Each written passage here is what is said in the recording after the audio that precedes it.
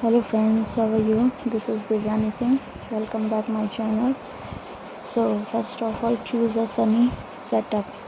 Before building a garden, keep in mind that most vegetables and fruits prefer full sun.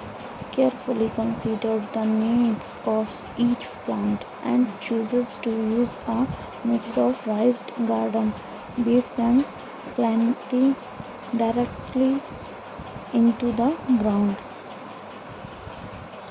Stay organized with plant makers from tomato and cucumbers to make sure you know exactly where your fruit and veggies are plotted with plant makers. Use plant supporters help your crop grow taller and straighter with metal support strikers. Keep your plant off the ground and give them better access to sunlight while also adding visual interest to your small garden.